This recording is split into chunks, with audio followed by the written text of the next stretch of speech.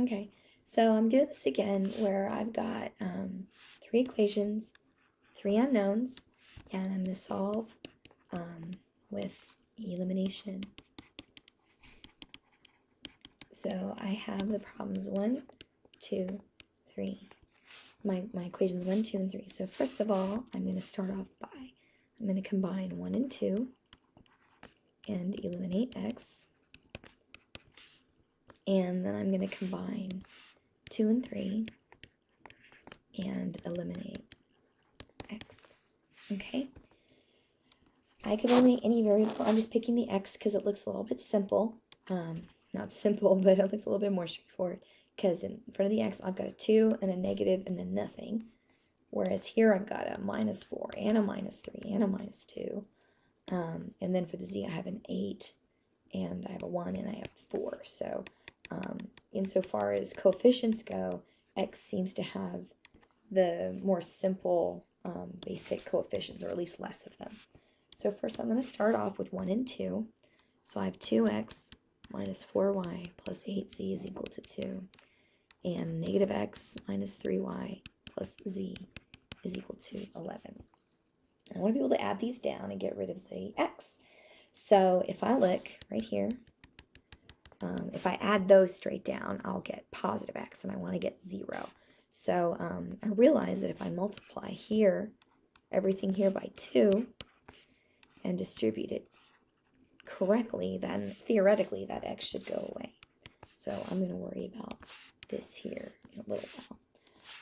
So I've got 2x minus 4y plus 8z is equal to 2. And I've got minus 2x. I've got minus 2x. 2 times negative 3 is negative 6y. And 2 times z is plus 2z is equal to 22. So I can add it straight across, or straight down. I got 0 minus 10y plus 10z is equal to 24. I've got 10y plus 10z is equal to 24.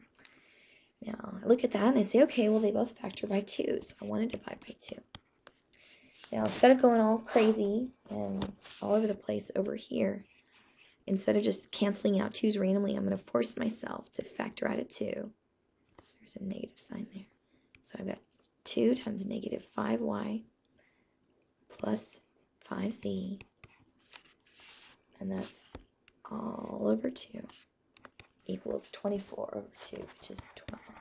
So by factoring out that 2, now when I cross things out, I know, or at least a little bit more confident, that I did that right. So I've got minus 5y plus 5z is equal to 12. So I've got that there. Now what I like to do now is I'll go ahead and take my number 2 and 3 and use elimination on those.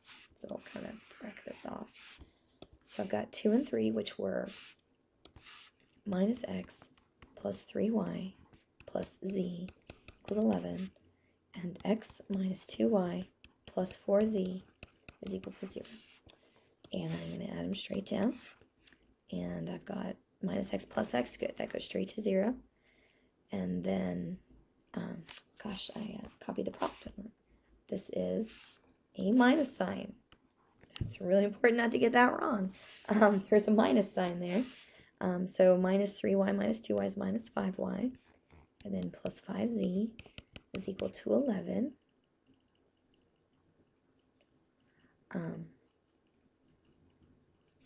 So that's good. Now I can go over here and just rewrite it, I guess. Minus 5y plus 5z is equal to 11. Okay, good.